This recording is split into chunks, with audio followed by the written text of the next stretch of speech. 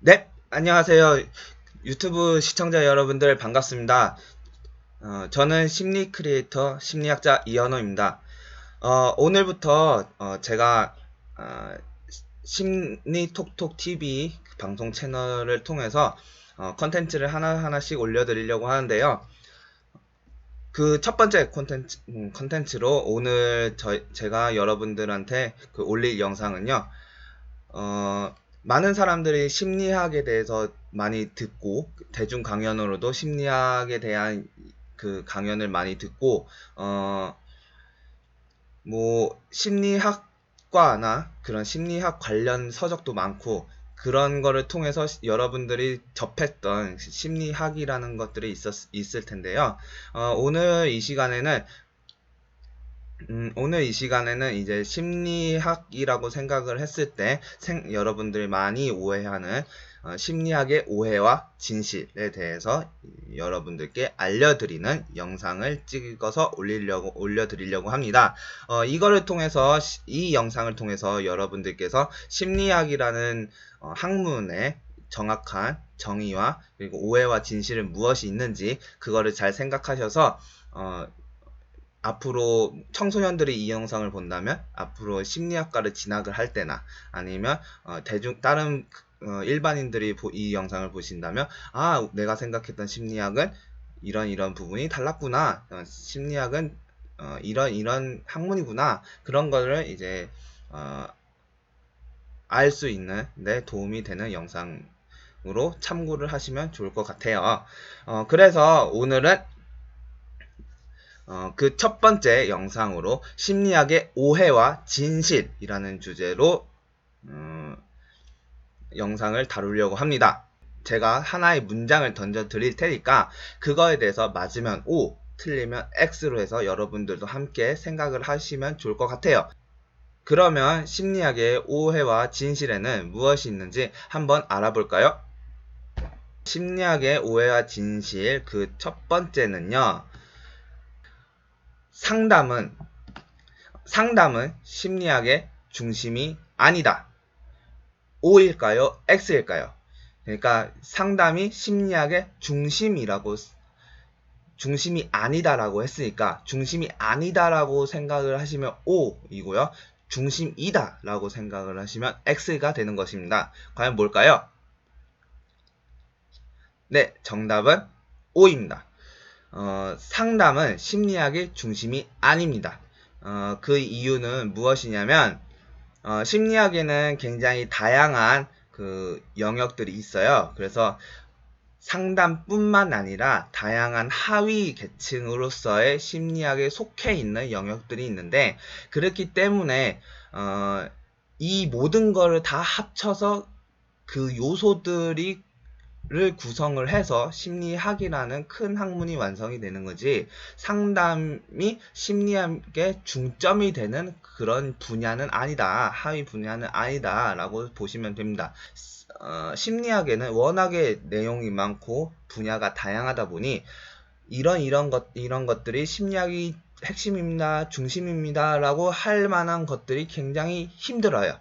그래서 따라서 상담은 심리학의 중심이 아닙니다. 근데 많은 이제 청소년들을 보면 실제로 상담, 또래 상담이나 아니면 그런 비슷한 상담 동아리를 통해서 심리학에 대해서 생각을 하고 이제 그래서 심리학과에 진학하는 경우가 많아요. 그래서 상담 이퀄 심리로 생각을 해서 심리학과에 진학을 하다 보니까 실제로 심리학과에서 배우는 것들이랑 자기가 생각을 했던 심리학이랑 많이 달라가지고 그걸로 인해서 굉장히 혼란을 가지고 있는 학생들도 실제로 많습니다. 그래서 따라서 상담은 심리학의 중심이 아니다 라고 생각을 하시면 되고요. 심리학의 오해와 진실 두 번째를 한번 알아볼게요. 심리학의 오해와 진실 두 번째는요. 여기 보시면 심리학자들은 사람을 딱 보면 척 안다입니다. 이거는 O일까요? X일까요? 이거는 X입니다. 왜 X냐고요? 일단 심리학자들은 신이 아니에요. 그리고 심리학을 하는 사람들은 마치 독심술이나 점쟁이들이 아닙니다. 그렇기 때문에 심리학자들은 사람을 딱 봤을 때 어떤 상태인지 척 알 수가 없죠. 심리학은 사람의 마음을 다루는 건데 마음이라는 것은 굉장히 다양하고 복잡하잖아요.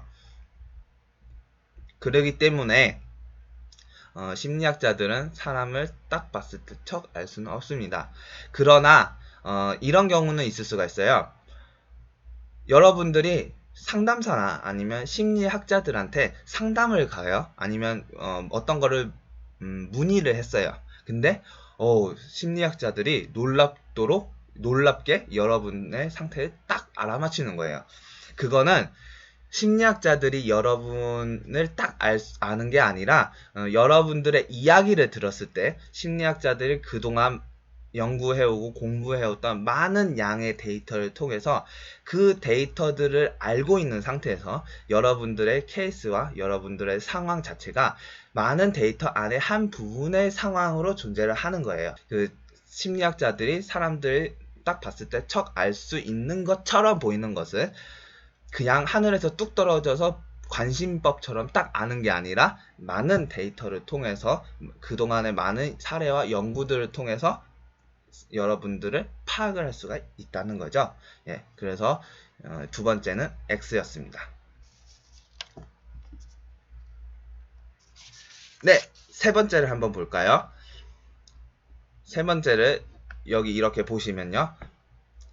체면과 꿈을 연구하는 심리학자는 거의 없다. 이거는 O일까요? X일까요? O입니다. 체면과 꿈을 연구하는 심리학자는 거의 없습니다.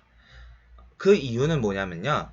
체면과 꿈은 굉장히 연구하기가 어려운 측면이 좀 있기 때문이에요.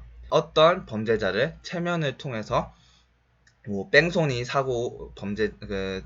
사고자들이나 그런 차량이나 그런 범죄 같은 경우에 체면을 통해서 번호를 알아내서 그 범인을 잡았다라는 기사가 아주 옛날에, 아주 오래 전에는 나왔다고 해요. 그러니까 그거는 어떻게 보면 이렇게 생각을 하시면 되는데, 네, 여기 보이시나요? 여기 보면 1, 2가 2, 3, 4, 5라는 이제 차량 번호가 있다고 칩시다. 그러면 체면 같은 경우에는 이렇게 이제 이런 방법을 통해서 이제 범죄자를 아는 건데요. 여기 보시면 여기 그 1 부분이 보이죠? 그러면 1 부분을 알아내려고 하면 이런 식으로 알아내는 거예요. 체면을 이렇게 살랑살랑살랑 흔들었을 때 이게 체면의 도구라고 생각을 하면요. 체면을 이렇게 살랑살랑살랑 흔들었을 때 이 사람이 체면에 걸린다고 가정을 합시다. 그러면 땡땡땡씨 지금 앞에 보이는 숫자는 첫 번째 숫자는 뭐가 보이시나요? 라고 체면술사가 이야기를 했을 때 1이 보이는 것 같기도 하고요. 아닌가? 2? 3? 아니.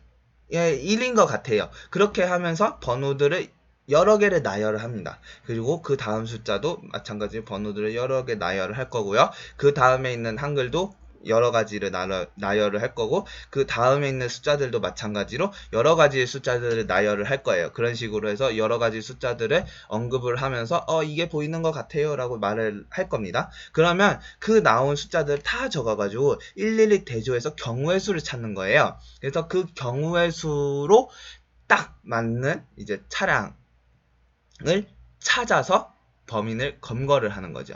이런 방식으로 이제 찾았던 방법이 이제 체면을 통해서 뺑소니 범죄자들이나 그런 범인들을 찾는 경우는 있었는데 이렇게 된 하려면 굉장히 시간도 많이 걸리고 굉장히 비효율적이라서 요즘에는 체면 연구를 거의 하지 않습니다. 그래서 범죄 현장에서도 체면을 통해서 범인을 알아내려고 하거나 그런 방법을 사용하지 않고 있어요. 그래서 체면은 연구하는 심리학자들 없고요. 그리고 꿈도 마찬가지예요. 꿈도 체면과 같이 굉장히 모호하고 연구하기가 어려운 분야이기 때문에